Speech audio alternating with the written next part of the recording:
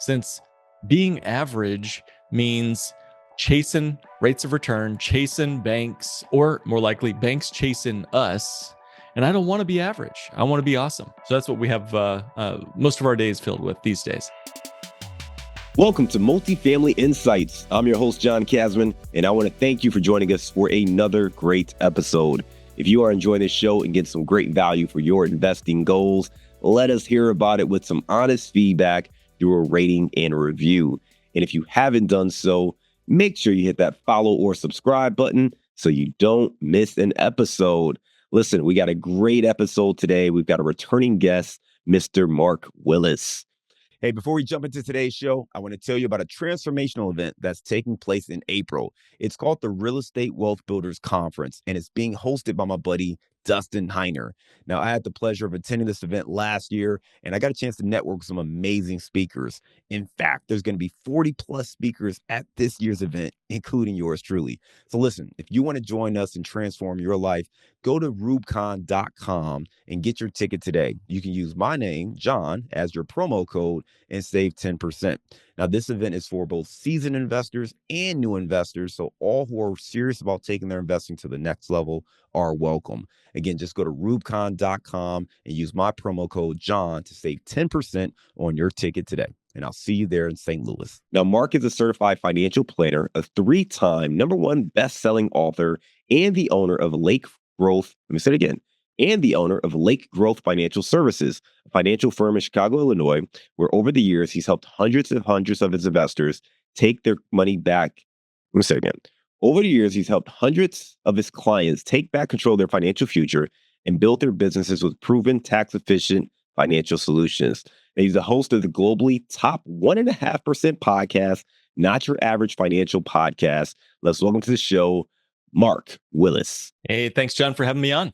Absolutely. Mark, we had you on back on episode 264, so we'll link to that in the show notes if folks want to go and take a listen to our previous conversation. But that was a few years ago. For the listeners who haven't listened to that, why don't you take 2 minutes to give us a little bit more context on your background? Absolutely. You know, it's been a wild ride. Did not grow up thinking I'd become a certified financial planner. But now that I'm here, I've had the great privilege of working with, literally hundreds and even over 1,500 clients all across all 50 states. Many of them are real estate investors, business owners, even some NFL Super Bowl champions, John. So it's been a great wild ride. Never knew I'd be amongst so many great people.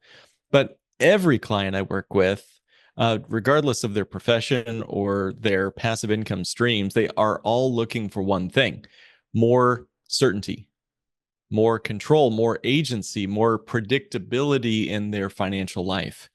And they're looking for it in many ways, but real estate has popped up among the highest and most prevalent.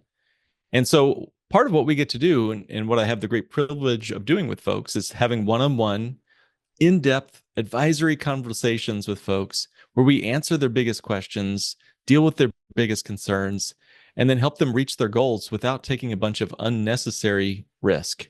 I'm okay with risk. I'm a financial planner. I'm a business owner myself. I'm a real estate investor myself.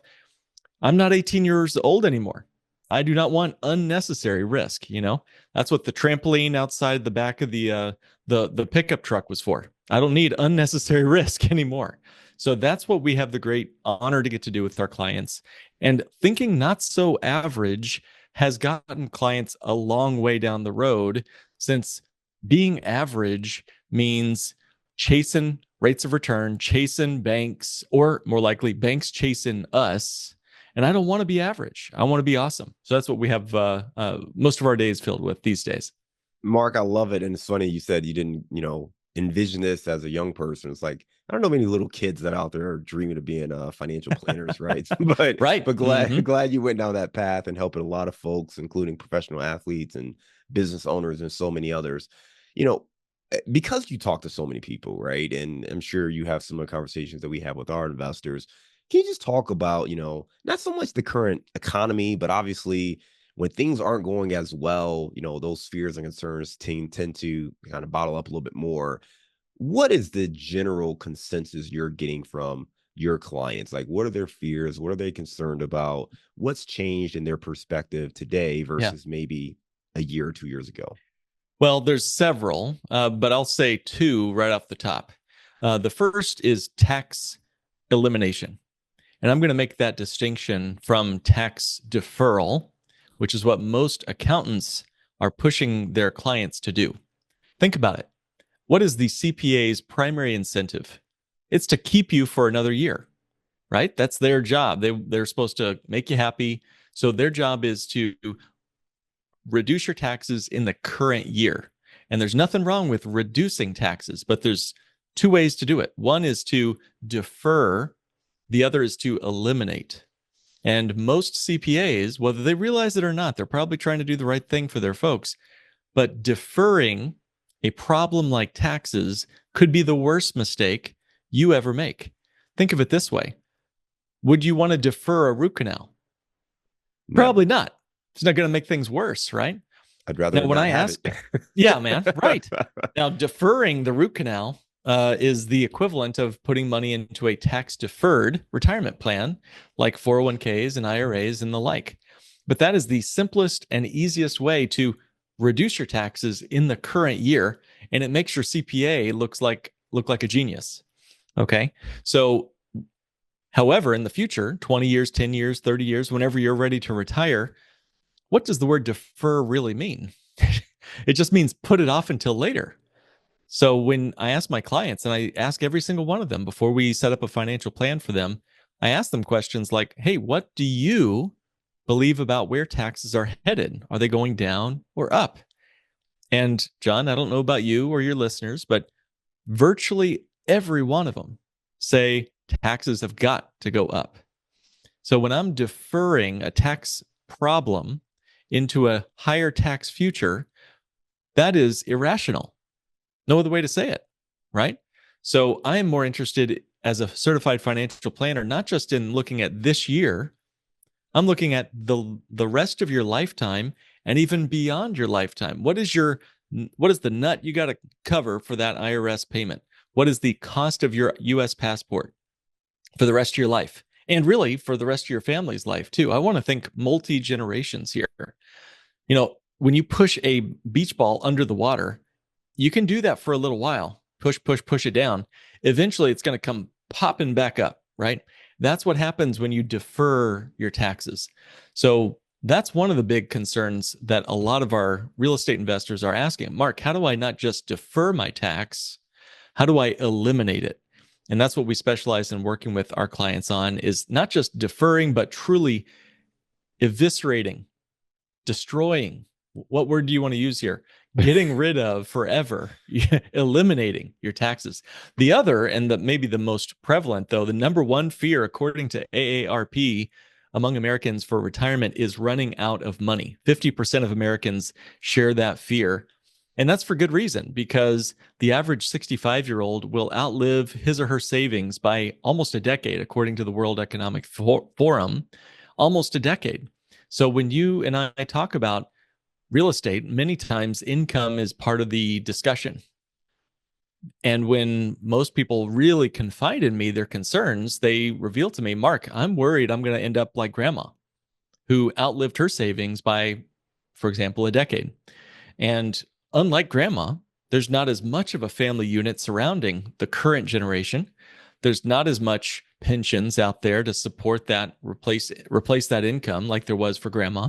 So we're living in a brave new world now where we are about to enter into a generation or so or more of people who don't have enough to make it to the end of their birthday candles. Their money's going to run out before they do. And that is the primary fear that most people face, including real estate investors today.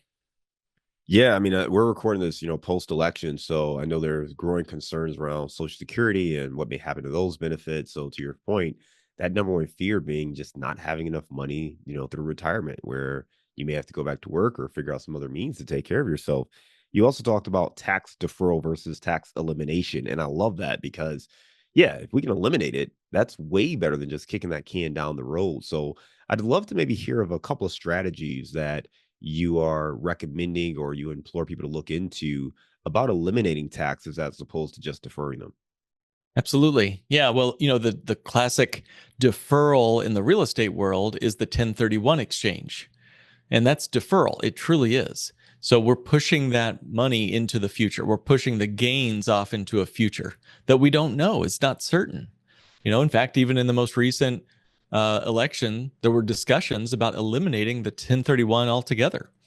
And there was even discussion about eliminating unrealized, making taxable, I should say. There was discussions around making taxable unrealized capital gains. Do you realize how devastating that would be to the real estate space and to the business owner space? Unrealized capital gains. For folks that aren't aware of what this means, it would mean you'd have to somehow calculate the value of every asset in your portfolio on some sort of regular basis. They were discussing annually or whatever. So every year, even if you didn't sell that rental property, you'd have to pay a tax on the appreciation of that rental property or that syndication deal or whatever else you might have. To me, that seems ludicrous. I mean, how would you even go about doing that sort of thing? But regardless of whether or not that actually comes to pass, the point is, we've got to find a way to prepare for that uncertain future. And as I say, many people have traded their pensions for tension. So what can we do? Well, we can go back to creating strategies that have been around for just as long as the pyramids. Real estate is one great example of how folks have, one, created a tax-free income in retirement through rental, and then two, created a income that hopefully they will not outlive. I mean, supposing that rental properties and syndication deals and other multifamily projects that your listeners might be invested in, that's going to be a steady stream of income for folks. Even if there's no pension out there, they can still get that stream of income. Here's the problem with traditional real estate as it's been sold to a lot of us. It involves the 5 T's, and you help solve these 5 T's in many ways, John, with your fund. But the 5 T's of real estate, here they are. Let's see if I can remember them. Taxes, termites, toilets, trash, and tenants. Those are the 5 T's of real estate. Now, you've probably helped solve for a lot of those problems with some of the great work you do with your fund. But I'm thinking, what can we do to make sure that your income does not stop before your heart does? That's one of the key strategies we work on with our clients. And also, how do we not just defer through 1031 exchanges or 401k contributions, but how do we eliminate the tax forever? Here's a few very brief ideas. Number one, putting money into strategies that never get taxed again. Well, there's very few things that do that. Again, not even real estate is forever tax-free. One of the only places I can find where you can park money where it never gets taxed again is a bank on yourself designed whole life insurance policy. That's one. And then Roth IRAs. That's another. Okay, so let's go in turn with each one of these. Now, bank on yourself is a nickname for a financial asset that's been around for over 200 years. And it grows guaranteed every single year you have it. Outside of the real estate market, outside of the stock market, it grows on a predictable and even guaranteed basis. Also, you have liquid access to the money for any reason. And you can access it if we designed it correctly without any taxes due. Okay, so never again does the money get taxed. We've eliminated that portion of your portfolio from the IRS ever again. In fact, even when you pass away, it's income tax-free when the death benefit is paid to the family. That's phenomenal. And then finally, when I borrow against my policy, and for folks that don't know, you can hear more about this in our previous episode 264, but the policy will continue to grow and earn interest as if I had not borrowed against the policy. So my money is growing in essence in 2 places at once. It's continuing to compound uninterrupted and even on a guaranteed basis in my life insurance. And I've put that money to work, for example, in your fund, in your group, in the syndication deals, in the rental properties, and anything else I might want to put that money toward, even buying a car for my kid or sending her to college or whatever it might be. You can continue to let that money do multiple jobs at the same time with compounding interest to boot. So that's one strategy. And then the other is one known as the buy, borrow, die strategy. And once again, it kind of uses this same underlying asset. So when you have a whole life insurance policy, again, if it's got to be designed the bank on yourself way. And I know there's a lot of other nicknames out there, infinite this and cash flow banking that and legacy infinite multiplier banking. The list goes on, right? The key here, though, is it quality control? When I get onto an airplane, I need to know two things besides where's my seat. I need to know two things. I need to know, was that plane engineered well? And two, is the pilot trained and certified? I need to know that. Otherwise, I ain't stepping on that plane. All right. So, one, the policy itself could be a mess. A lot of these insurance policies I've seen out there from other so-called infinite wealth reserve, pick your nickname. There's tons of shows on YouTube about all this. If it's designed improperly, you could have a tax nightmare. It could grow a lot more slowly. You could lose a lot of the benefits that we discussed, or it could even stop the growth or even lapse or collapse on itself, whether you like it or not. That's unfortunately the reality most folks are facing. You can look up, IUL lawsuits for just an example. Index Universal Life is one example of lawsuits that are going on because of all this happening. Even some state insurance commissioners and some regulatory bodies are getting involved. So check that out. So that's the first is, was it engineered properly? Second, does the financial advisor who sold you this policy, does he or she know what he was doing? Because there's a lot of people out there who have a life insurance license they got 2 weeks ago and got an internet connection and a YouTube channel that could end up wrecking your financial life. So be very careful. The only credentialing program, the only certification and authorization program that protects the consumer in buying one of these policies is Bank on Yourself. I don't own Bank on Yourself. I'm a member of their group, but I have no financial, I'm not a part of their company, whatever.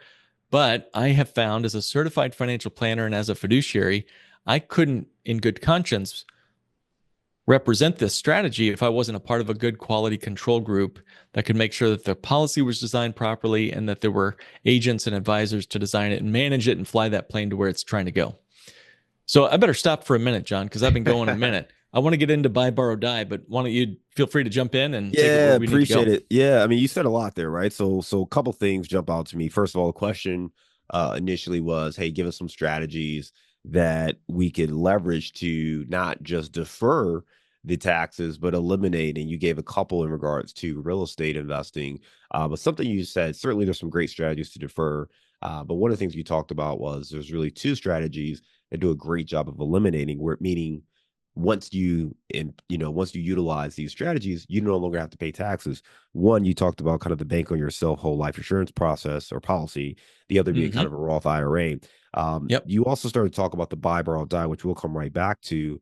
But before we go there, as you were getting into the whole life policy, and this is certainly something that's become very, very popular, or at least growing in popularity. And we both kind of laughed when you talked about the different names, infinite banking, there's so many different names. And I don't know if it's just marketing based on who's doing it and a company. But one thing that jumped out to me is you said, hey, people are getting in trouble because they're not setting them up properly, and there are people who are getting certified, 2 weeks ago and starting to put these policies in place. And I guess what I would want to know for me and my listeners is, how do we know if, our policy was designed incorrectly? Like, what should I be looking for? Can I pull out my policy and look for certain things? But how would I know if there's actually any kind of mistakes or issues with my policy? Two ways to do it. And it's a lot like going to the grocery store. When you go to the grocery store and you're looking for good quality food that's been handled well and raised properly, you're looking for the USDA organic seal. Shows that piece of peanut butter, that jar of peanut butter or whatever, went through 30 different levels of compliance and review and raising practices and harvesting practices. You can get all natural peanut butter, and it means nothing on the jar, right? The words all natural have no meaning. Well, the words financial advisor actually has no meaning either.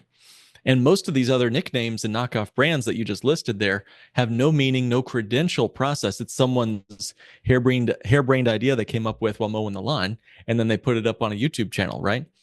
The only credentialing program that has continuing education, that has an ongoing authorization, someone's looking over my shoulder for quality control, the Bank on Yourself authorization and professionals program is the only group that I'm aware of in the United States or in Canada that's going to design it properly. So if you just want the quick and easy, look for someone who's a Bank on Yourself professional. You'll do fine if that's the case. Okay, there's 200 of us around the United States and Canada. Um, I'm happen to be one of them. Happy to chat with folks. If folks want to chat with me, I can at least review what you already have, and I can review, the 30 different, levers and pulleys I need to do to make sure that my policies for clients are designed properly. I would do that for anyone listening if they want to reach out to me at kickstartwithmark.com, and I'd be happy to review that. But the bottom line is that you can go deeper into your jar of peanut butter and see, all right, what were these peanuts manipulated with pesticides? Or you could just look for the USDA organic label. We have clients that want to do the former, but I typically see folks just looking for the latter.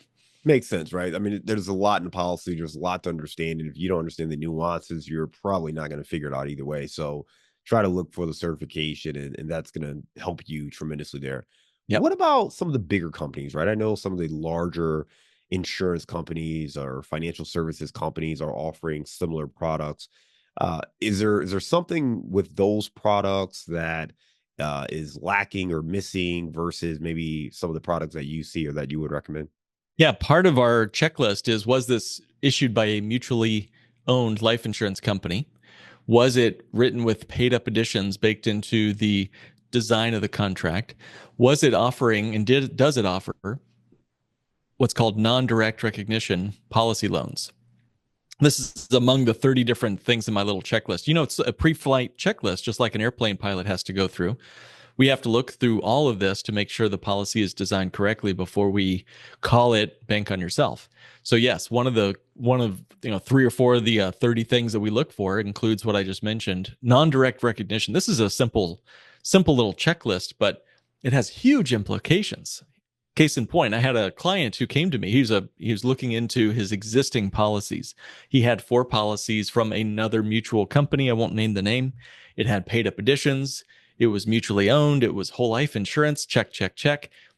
However, it had a direct recognition loan feature, which, what is that and why does that matter? Well, he had just borrowed about $800,000 for a multifamily deal, 800 grand. He thought, and his agent told him, that the policy would continue to compound and grow even on the capital he had borrowed out. And that's a good chunk of money. I don't care who you are, 800 grand. So he had put that money with good faith, thinking that the money in the policy would continue to compound because he was being charged a very high interest rate to borrow from that particular company. All right. As it happens, and I happen to know this, but we had to get the insurance company headquarters on the phone to confirm this. The policies stop the growth on whatever you borrow, and they charge you an interest rate.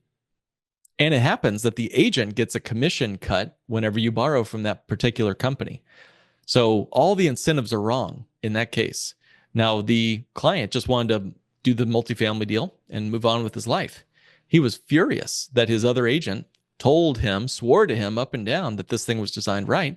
Unfortunately, he found out the hard way. The good news is we were able to clear that deck, transfer the money. There's a strategy called the 1035 exchange, which is just like a 1031, only it goes from one life insurance policy to another. He was able to take his business elsewhere, move it to a properly structured bank on yourself designed whole life policy from a correct company. And now he's having a great time. He's doing more deals and he's been able to borrow from the policy. And crucially, it continues to compound and grow even on the capital he borrowed. I love that, man. Very informative for our listeners because, I think this starts getting the weeds a little bit for those folks who want to take on these policies, but it's so hard to figure out like what's what, because the insurance world, very similar, like, just anything with taxes or Yeah. legal, like there's just so much, right? And this is why those people make money, right? This is why there's a great industry Yeah. because there's so much information. You can watch a video, get inspired by a great idea, but not know the right questions to ask. And now you Yeah. find yourself in a situation where you thought one thing, and unfortunately, like your client, you're making a pretty sizable decision based on Mm-hmm. some information, realize that information is not correct. And now, you're making, could be tens of thousands of dollars in a difference or a mistake Yeah. than what you were anticipating. So it's really important to make sure we have the right people on our team. You've already talked about how important it is to kind of make sure you're following that process with the bank on yourself.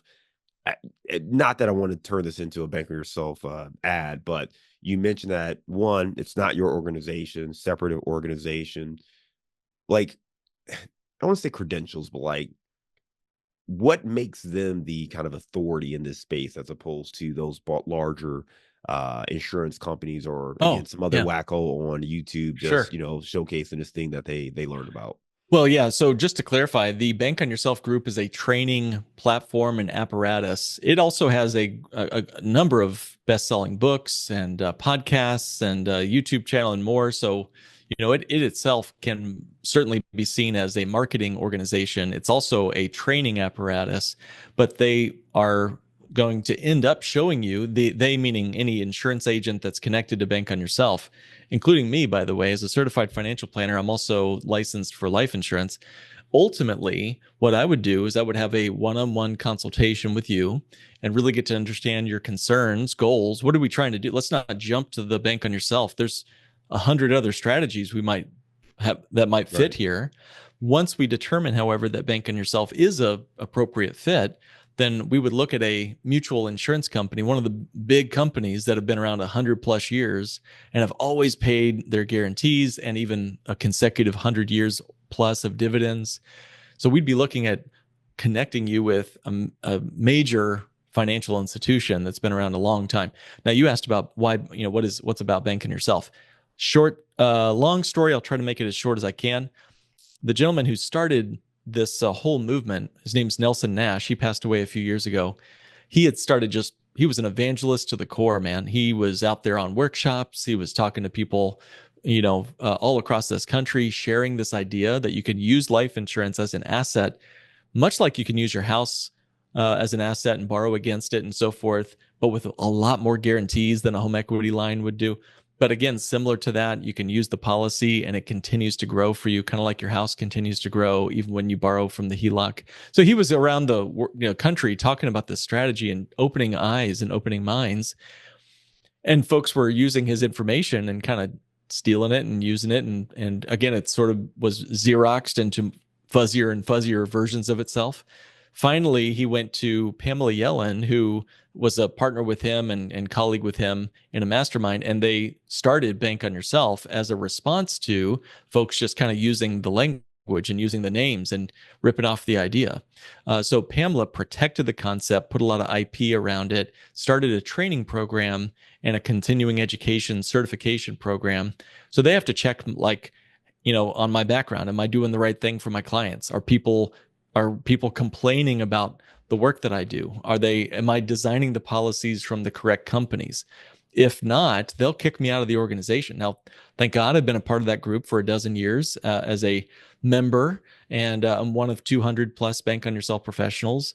And again, I'm not here to represent the whole organization. I'm just one of many, but it's one more reason why working with a Bank on Yourself professional really matters, because they have devoted their entire organization's existence to making sure that when you get one of these policies, all you have to do is open up the account, fund the policy, start using it for your real estate deals, which is what most people care about. They don't need to dive into the particulars, most of them, and understand every last nook and cranny. That's what I'm here for. That's what our, staff is here to help you with.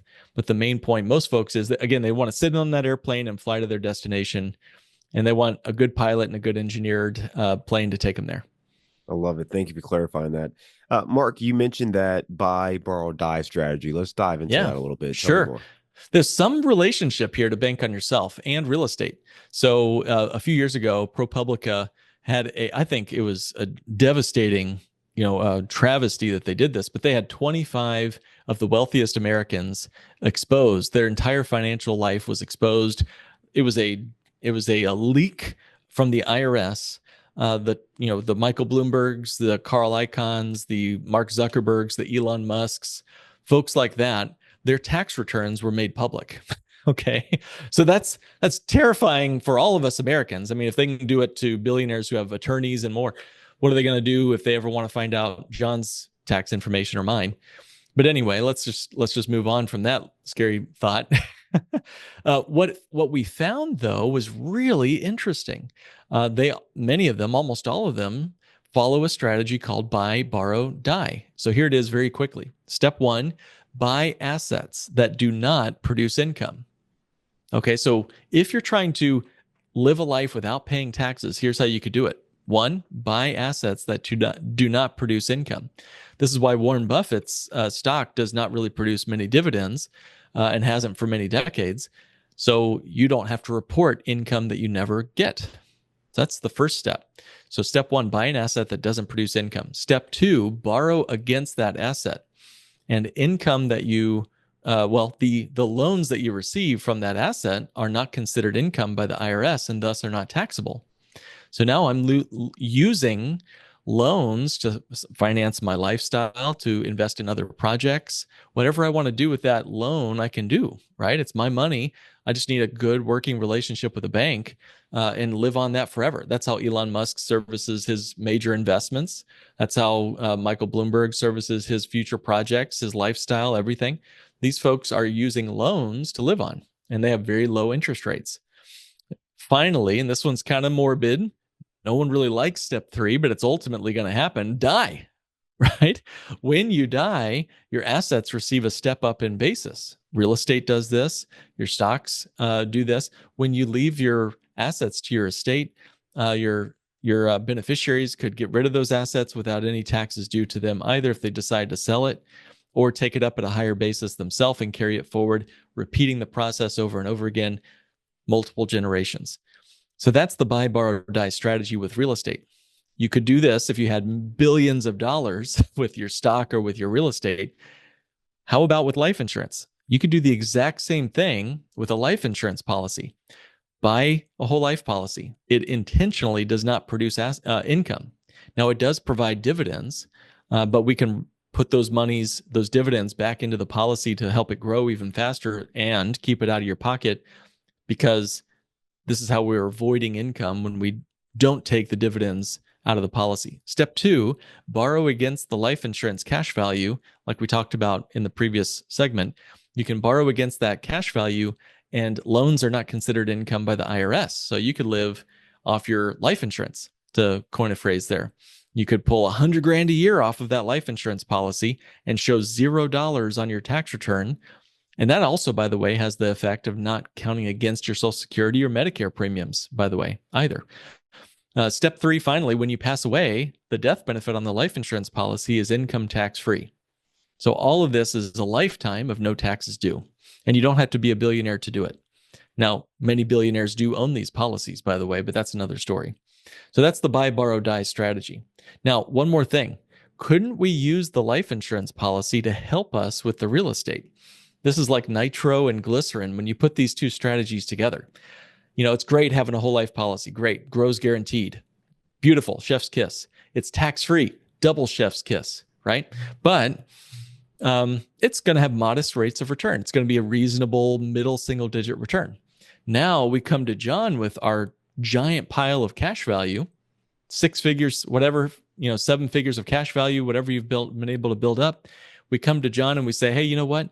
It would be great if I could go ahead and give you some money to invest in your syndication deal or your capital fund. And so you say, sure, let's do it. So where would I pull my money from? Would I pull it from my brokerage account? No. Would I pull it from my 401k? Definitely not. Would I borrow it against my life insurance to invest in a deal? Absolutely. Now I've got two assets working for me. My policy is compounding and growing, and whatever yield and return and income we can get from the fund as well. That to me is like nitro and glycerin. They work better together.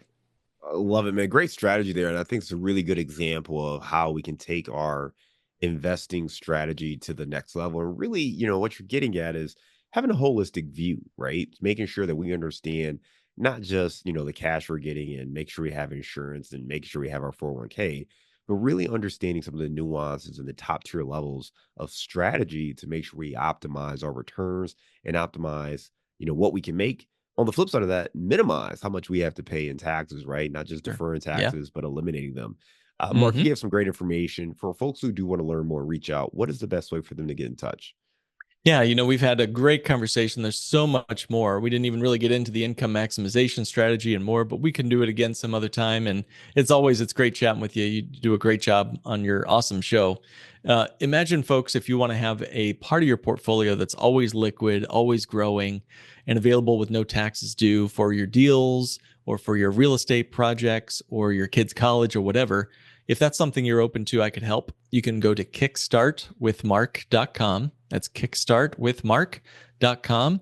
And we'd have a 15-minute phone strategy session where we'd answer your questions, get into kind of what you're trying to accomplish. If I can be of assistance or one of my colleagues, I'd be happy to meet. It's kickstartwithmark.com. Love it. Mark, right now we're going to transition to our round of insights. They say you're the average of the 5 people you spend the most time with. So if you want to grow as a multifamily investor, you have to spend more time with other multifamily investors. And an easy way to do that is to join our apartment investing mastermind group today. Just go to casmancapital.com and click on the mastermind button. Now, as a part of this group, you'll get access to expert trainings, group coaching calls, industry news and updates, as well as all of our webinars and workshops, including our 3-hour workshop on raising capital. Again, if you want to be around other multifamily investors that can help you scale your portfolio today and grow your network, make sure you're a part of the Apartment Investing Mastermind. Just go to casmancapital.com and click on the Mastermind button today. Give us a failure or an apparent failure that sets you up for later success. Yeah, it was the definitely the original plan of paying off my student loans the snowball way. It felt great at first. I call it the sugar high of finance. When you pay off your debts, you feel great for about 15 minutes, and then you look in that empty bank account and you get that empty feeling in your stomach, So that was the apparent success, but it was a failure because I was in my mid-20s and I lost so many precious dollars, right? When you're that young, every dollar you spend is $15 you'll never see again for your life. So again, what we found out was the bank on yourself strategy helped us pay off the rest of our student loan debt, and we became better than debt free. Give me a digital or mobile resource you recommend for our listeners. I'm a fan of Notion as a place to kind of jot down my thoughts and my quotes of the day or whatever it is that I'm really inspired by. So check out Notion. It's free. Give me a book that you've recommended or gifted the most in the last year. The book behind me, Bank on Yourself Revolution, is the one that we've talked the most about today. Similar strategy through a book called Perpetual Wealth by Kim Butler. Both are great books. Give me a daily habit that helps you stay focused on your goals. Back to Notion, I do a daily pages ritual where every morning, following Michael Hyatt's framework with the full focus planner, just a way to get your 3 big projects on the board. And what are we going to do to move those projects forward in tactical ways? Give me your number one insight for maximizing our insurance policy. The insurance policy from regarding Bank on Yourself? Yes. Well, short and sweet, just find someone who knows how to design it and can manage a lifetime of working with you so that you don't have to do this thing alone. I love it. Where are you at? You said an hour outside of Chicago, correct? Correct. All right. So I'm gonna let you pick whether you want to do the city of Chicago or closer to where your home is. But give me your favorite place to grab a bite to eat. Man, Giordano's deep dish pizza can't be beat. Sorry, New Yorkers. I'll have your your roadkill pizza whenever I'm in town. But I love me some deep dish, man. It's great. Giordano's, it is obviously a favorite for Chicago, so appreciate you sharing that. Mark, great information, man. Enjoy having you on the last time. This time was no different. Great information. A couple of takeaways for me is just really understanding that, there's a lot of information out there about how to leverage your whole life policy for infinite banking or, IUL, whatever you want to call it.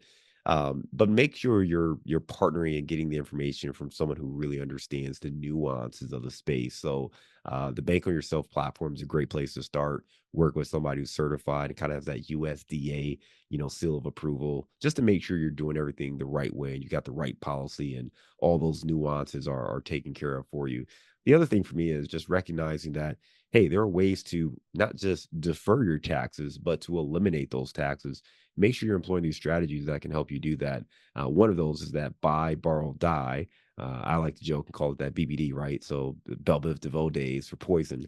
But that BBD strategy, right? Just making sure you understand how to leverage that to maximize how much cash you actually have and minimize what you've got to pay in taxes. Great information, Mark. Again, for those who want to learn more about you, what's the website again? Kickstartwithmark.com. Kickstartwithmark.com. We will make sure we link to that in our show notes. Mark, thanks again for being a great guest and coming on Multifamily Insights. We look forward to staying in touch with you, and I hope you have a great day.